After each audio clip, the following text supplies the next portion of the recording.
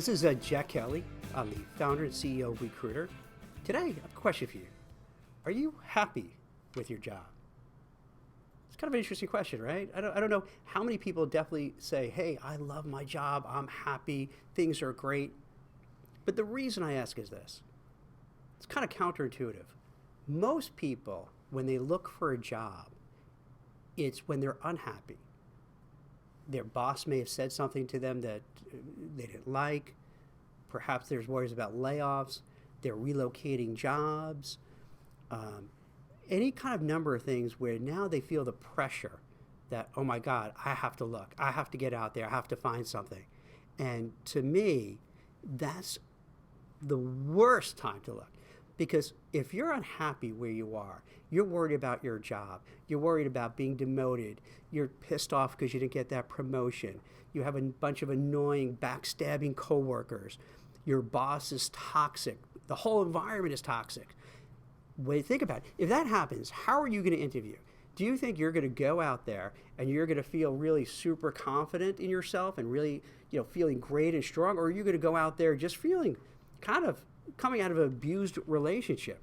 Are you going to feel good and excited, or are you going to just be really nervous and worried that, hey, if I don't get this job, what am I going to do? I'm stuck where I am and I hate where I am. So one of the first lessons, one of the first things I talk about in my new book, You Will Get That Great New Job, is that when you're looking, don't necessarily follow conventional wisdom that you hear from other people. A lot of times when people give you advice, it's well-meaning, but they don't know what they're talking about. It doesn't mean they're dumb or they're doing it on purpose. It's just they don't know a certain area. Like, for instance, if you ask me advice on, how to, be the best soccer player, I would be pretty bad at giving you the advice. Like, I coach my kids in soccer, but I have no idea really anything about it. I just coached them because they needed a coach. So you want somebody who really knows what they're doing, someone who's been a soccer player, someone who's been great at it to give you the advice.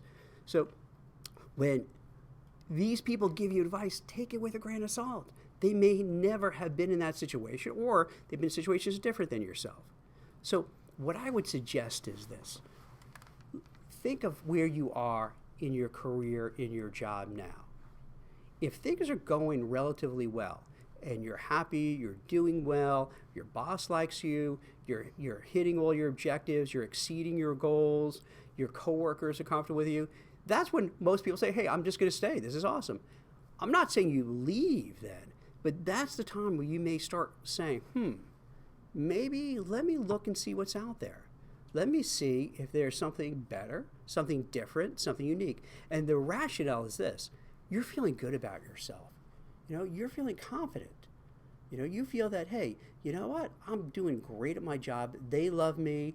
I like the people. I like the company. I'm getting paid really well. I might even get a promotion. So when that happens and you interview, people pick up on that. They sense it. They feel it. They feel that energy. They feel that positiveness.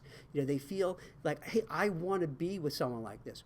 Think about yourself. If you're looking to hire someone, do you want someone who's going to come in there who's going to be angry, pissed off, aggravated, just a downer? No. You want someone who's going to come in where you go, wow, this is a person who can get the job done. I want to work with this person because I'm going to learn from this person. This person's going to help me. This person's going to contribute. They have that right attitude.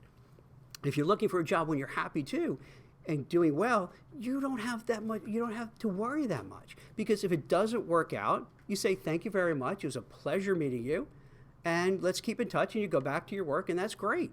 There's no worry.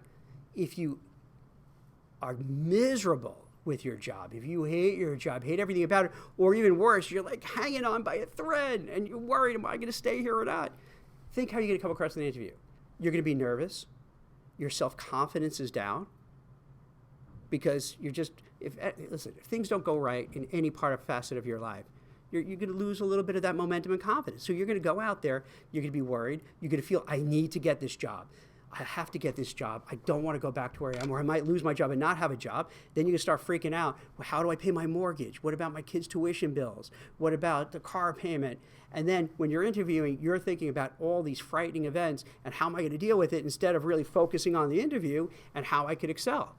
So think about it again. If you're in the shoes of the interviewer and you have somebody who comes in there who seems desperate, who seems too eager, who seems worried, who seems anxious, you're going to feel a little uncomfortable.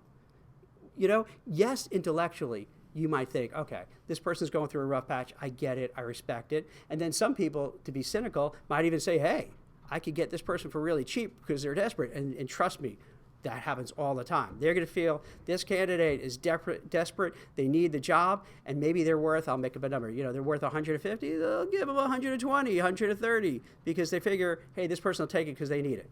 So you lose bargaining power. You lose your confidence. So it's actually the time when you need the job most is when you're at your worst. So what I would suggest is think where you are now. If things are going well, you're happy, smooth sailing, you dip your toe in the water. Send out some resumes, speak to some recruiters, do some networking, because that's when you're going to do best. If you're doing poorly, that's rough. Now, if you have no choice, you got to do it. And you have to try your best, and you have to put everything aside, but we'll talk about that in another podcast. But if you feel, once you start feeling the change, when the winds are blowing, there's a difference, there's something in the air, don't wait till the last moment. I've seen over the years of recruiting, people put their heads in the sand like ostriches. They feel, oh, no, not me. It's not going to happen to me. Never me. I'm so great that I'm going to keep my job. We're all human. No matter how great you are, you could be the best baseball player on the team. Guess what? You might get traded. That's what happens. So, it happens to everybody at all levels. So if you start feeling, sensing, hey, this, it seems there's a change. This merger might not work out well for me. Don't have the hubris to say, oh, no, I'm going to be the one who's going to be the one taking the job, not those other folks. Just start dipping your toe in the water because you're still going to have that confidence. You're still going to feel good about yourself. You're going to still feel that you have a lot to offer. You're going to feel, hey, I can get this job, and you're not as worried if you don't get it. So that feel comes across to the interviewers that, oh, all right, I like this person. If you wait too long and it doesn't go your way, then you fall into that camp of just being scared, worried, anxious, and doesn't really work out. So for this podcast, really the thing I want to take away is very counterintuitive. Most people would probably disagree with this, but they're wrong. So what you need to do is when you're happy, things are going well, you're confident, that is the best time to interview. And if you waited a little bit and things aren't so great, move then. Avoid at all costs having to interview when it's just not going your way. Things are bad. You may lose your job. You're feeling miserable because that's the hardest to overcome. And that's the most times that companies will take advantage of you, unfortunately, for that. So I hope this helps. Check out my book. You will get that great new job for more in-depth analysis and information upon it. I'm just kind of skimming the surface here, hoping to entice you to buy the book. So I'm being very crass, and I get that, but you know how it is. Got to pay the bills. So I hope you enjoyed the podcast. I hope check out WeCruitr. If you haven't joined it, please join it, and I will come back with another one right after this.